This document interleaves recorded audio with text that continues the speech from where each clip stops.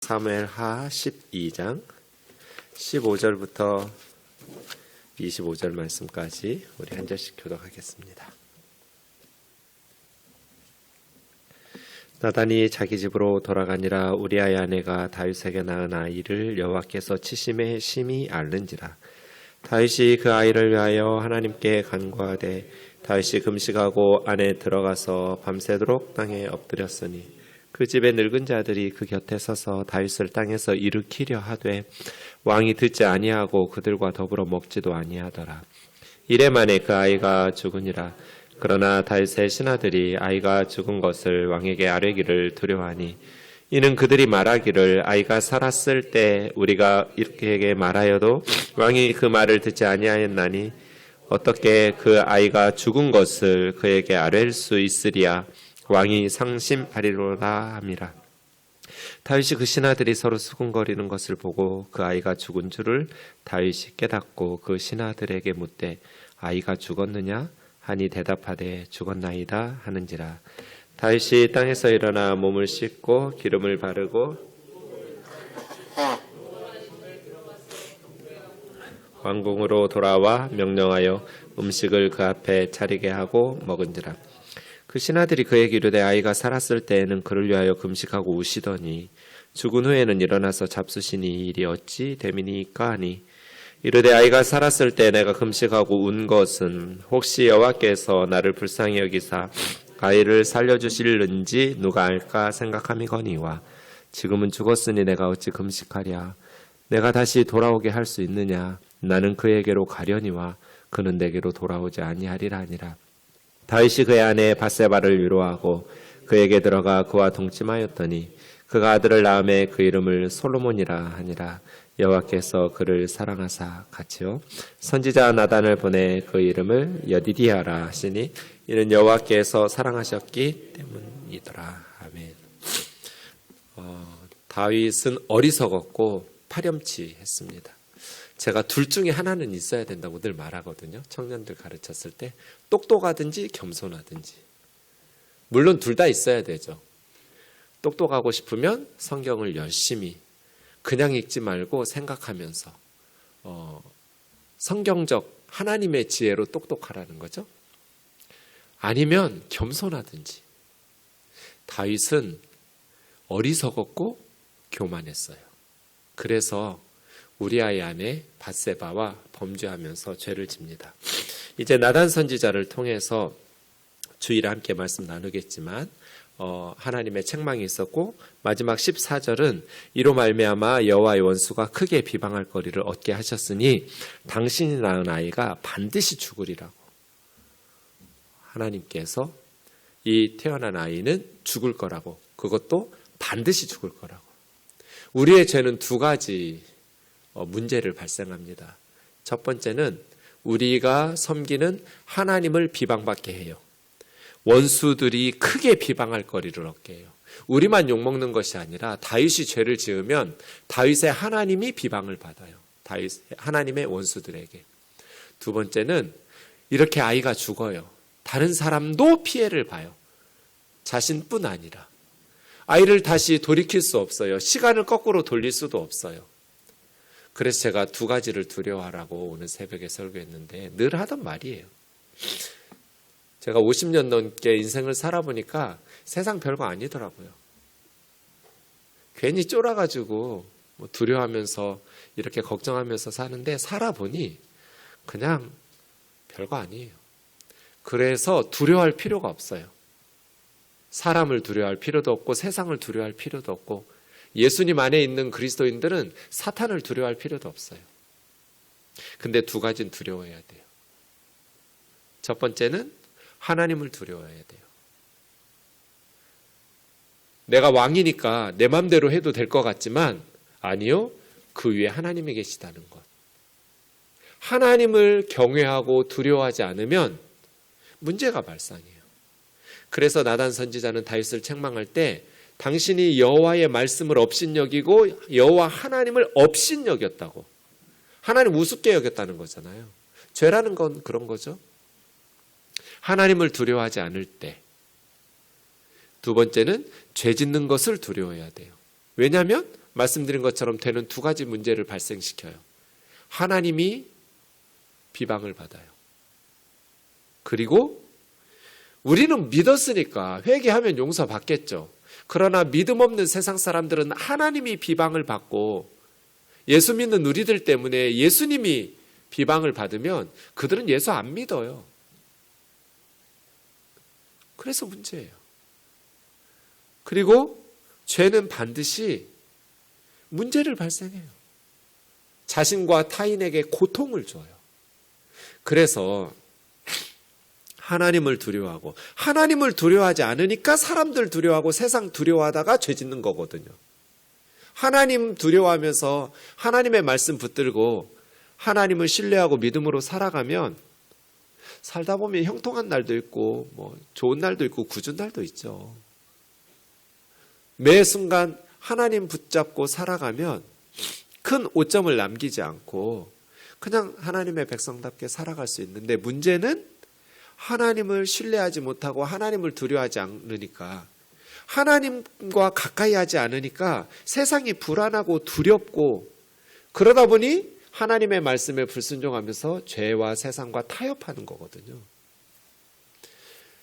그래서요, 아이들에게 가르쳐야 돼요. 세상을 두려워하거나 사람을 두려워할 필요 없다. 명문대학 안 가도 가면 좋죠. 실력 길러서 좋은 대학 나오면 좋죠. 그런데 안 나와도 괜찮아요. 명문대학 떨어졌다고 해서 자살할 일 아니에요. 인생 끝나는 거 아니에요. 그 별거 아니에요. 하나님을 두려워하고 죄 짓는 것을 두려워하도록, 그 외에는 두려워할 필요가 없도록 다윗이 하나님을 두려워하지 않았어요. 죄 짓는 것을 두려워하지 않았어요. 그래서 당신이 낳은 아이가 반드시 죽으리라고 하고 나단 선지자가 자기 집으로 돌아갔어요. 자, 이제 다윗은 어떻게 해야 될까요? 당신이 낳은 아이가 반드시 죽을 거라고. 반드시. 이때 여러분 같으면 어떻게 하실 것 같으세요? 그것이 오늘 본문이죠.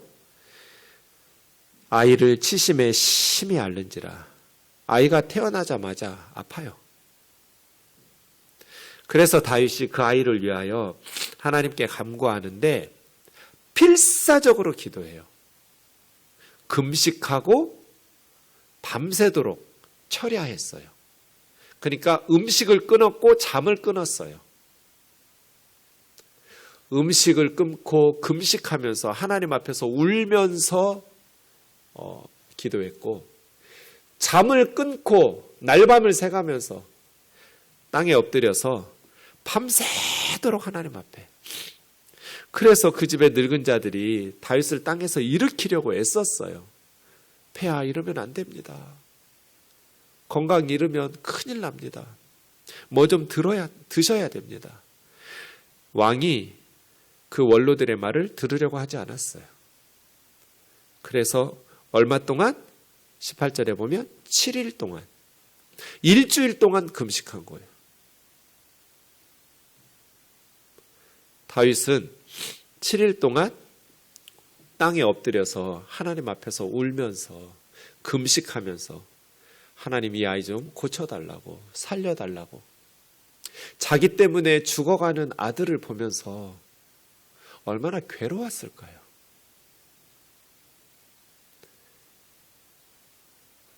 그렇게 이래 만에 아이가 죽었어요. 신하들이 염려했어요.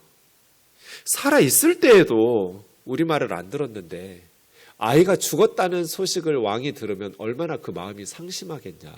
우리 큰일 난다. 그렇게 염려하고 있었다고 이야기해요. 자, 우리가 생각해야 될 게 뭐예요? 하나님은 분명히 14절에서 나단 선지자를 통해서 아이가 반드시 죽는다고 말씀하셨어요. 그런데 다윗은 금식하고 철야하면서 필사적으로 기도해요. 하나님은 이런 다윗을 어떻게 생각하셨을까요? 어라, 이놈 봐라, 내가 분명히 죽는다고 말했는데, 이렇게 생각하셨을까요? 다윗은 쓸데없는 짓을 하는 것인가요? 아니면 믿음 없는 행동을 하는 것인가요? 그럼 다윗이 할 수 없지 뭐. 하나님께서 반드시 죽는다는데 누가 하나님의 뜻을 거스르면서 하나님을 막을 수 있겠어? 그렇게 포기해야 돼요? 그럼 하나님께서 믿음 좋다고 다윗을 칭찬하셨을까요? 하나님의 말씀은 우리의 반응을 요구해요.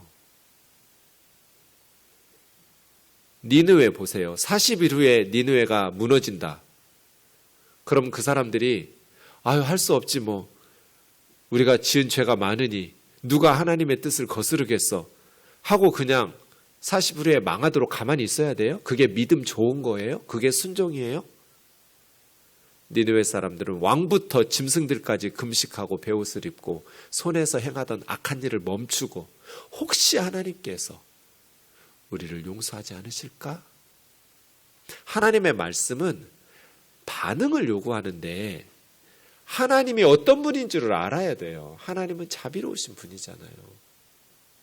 다윗이 아이가 반드시 죽는다고 말씀하시니까 너무 가슴 찢어지게 아프지만 그냥 하나님 앞에 금식도 안 하고 철야도 안 하고 그냥 먹을 거 다 먹고 잠잘 거 다 자면서 그냥 하나님이 내리시는 처분을 그렇게 받아들이는 것이 그것이 하나님 마음에 흡족하셨을까? 아니요. 전 그렇게 생각하지 않아요.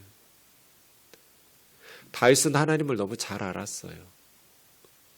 살릴 수 있다기보다는 설령 반드시 죽는다고 말씀하셨으니 내 죄 때문에 아비의 죄 때문에 아이가 죽는 한이 있더라도 끝까지 필사적으로 하나님 앞에서 자기 역할을 하는 거죠. 이것이 하나님을 섬기는 저와 여러분의 신앙의 자세이어야 돼요. 하나님은 악인들이 그 악으로 말미암아 멸망하는 걸 기뻐하지 않으시는 분이잖아요. 그들이 회개하고 살기를 원하시는 분이잖아요. 그래서 우리는 끝날 때까지 끝난 게 아니고 어떤 상황에서도 어떤 사람도 포기해서는 안 되는 거죠. 하나님 안에서는 포기라는 단어를 쓰면 안 돼요. 하나님이 반드시 죽는다고 말씀하셨어도 포기하면 안 돼요. 우리가 쓸 포기라는 단어는 배추 셀 때만 써먹어야 돼요. 그 외에는 포기하면 안 돼요. 왜냐하면 하나님은 자비로우신 분이니까. 그렇게 어느 민족도 포기하면 안 되고 어떤 사람도 포기하면 안 되고 하나님께서 반드시 죽는다고 말씀하셨어도 그래도 우리는 하나님 앞에서 필사적으로 하나님의 긍휼과 자비하심을 구하면서 기도해야죠. 19절입니다. 신하들이 수군거리는 소리를 들었어요. 다윗이 이제 눈치를 챘겠죠? 네. 아이가 죽었구나 라는 생각을 했을 거예요. 근데 누구도 와서 말하지를 않아요. 뭔가 일어났는데 왕이 눈치를 챘는데 오는 사람이 없어서 먼저 물어요. 아이가 죽었느냐? 죽었나이다. 일주일 동안 금식한 사람이에요. 기력이 없죠. 그런데 땅에서 일어나 몸을 씻고 기름을 바르고 의복을 갈아입고 하나님의 언약궤가 있는 장막에 들어가서 하나님께 경배하고 왕궁으로 돌아와서 음식 차리라고 명령하고 차려준 음식을 먹었어요. 신하들이 궁금했어요. 아이가 살았을 때는 금식하고 우시더니 아이가 죽은 후에는 일어나서 잡수시니 일이 어찌 됨이니까. 순서가 바뀌었잖아요. 살아있을 때 먹고 죽으면 울어야 되는 거 아니에요? 살아있을 때 울고 죽고 나니까 목욕 재개하고 음식 차려서 먹고 뭔가 좀 순서가 바뀌었어요. 그래서 어찌 됨이니까 물은 거예요. 22절 다윗의 지혜가 나오죠. 아이가 살아있을 때 금식하고 온 것은 혹시 여호와께서 나를 불쌍히 여기서 아이를 살려주실는지 누가 알까 생각하게였거니와 지금은 죽었으니 내가 어떻게 계속 금식하고 나라를 내팽겨치고 있겠냐고. 내가 기운 차리고 정신 차리고 넘어졌지만 나의 파렴치하고 어리석은 죄 때문에 치명적인 개인과 가정과 국가에 피해를 입었지만 하나님이 나에게 주신 사명은 또 감당해야지 하면서 음식을 차려 먹고 정신을, 기운을 차리려 하는 거예요. 죽은 후에는 내가 그에게는 가는 법은 있어도 그 아이가 내게 돌아올 수는 없다. 이것이 다윗은 하나님을 안 거예요. 하나님은 용서하시기를 기뻐하시는 분이고 긍휼과 자비와 은혜를 베푸시기를 기뻐하시는 분이거든요. 하나님의 성품을 다윗은 너무나 잘 알았어요. 하지만 인간은 하나님께서 허락하신 것만 누릴 수 있어요. 그렇게 최선을 다해서 필사적으로 금식하고 철회하면서 기도했는데도 하나님께서 그 아이를 데려가셨다면 이제는 기운을 차리고 하나님의 뜻을 받아들이면서 힘들지만 하늘과 땅을 향하여서 고개를 들 수 없을 만큼 수치스럽고 부끄럽고 정말 얼굴을 들 수 없을 만큼 염치 없지만 하나님 주신 사명을 감당하기 위해서 먹는 거예요. 그리고 24절에 밧세바를 위로하고 동치만이 솔로몬이 태어났어요. 샬롬에서 솔로몬이라는 이름이 나왔는데 하나님께서 그 아이를 사랑하셔서 나단 선지자를 통해서 여디디 야가 끝에 붙으면 여호와의 축약형이에요. 여호와라는 하나님의 거룩하신 이름이 앞으로 오면 여가 되고요. 끝으로 가면 야가 돼요. 그럼 여디디 야, 여호와께서 여디디 사랑하신다는 뜻이거든요. 여호와께서 사랑하시는 아들 여디디야라는 이름으로 솔로몬에게 이름을 주었어요. 한 아이는 죽었고 새로운 한 아이가 태어났지요. 하나님은 심판의 하나님이시면서 동시에 은혜의 하나님이세요. 다윗과 밧세바가 그렇게 하나님의 은혜를 힘입기 위해서는 회개가 있었죠. 다윗의 회개. 그러니까 심판 중에도 회개해야 돼요. 그래야 하나님의 은혜가 임할 수 있겠죠. 밧세바를 통해서 밧세바는 죄가 없어요. 그냥 성폭행 당한 거예요. 자기 남편 우리아를 잃었어요. 그리고 자기를 성폭행한 남자의 아내가 되어서 참 삶이 기구하다. 하루아침에 상상하지도 못한 슬픔이 밧세바에게 감당할 수 없는 슬픔이 왔지만 또 피할 수도 없는 삶을 받아들이면서 밧세바가 살지요. 네. 그럼 밧세바를 우리아는 버려야 됐을까? 뭐 그런 것 같진 않아요. 또 그러니 하나님께서 솔로몬에게 사람들 눈을 의식하면 외면할 수도 있었는데 다윗은 밧세바를 끝까지 책임을 지죠. 네, 오늘 말씀 묵상하면서 하나님 앞에서 기도 제목 삼아서 함께 기도하기 원합니다.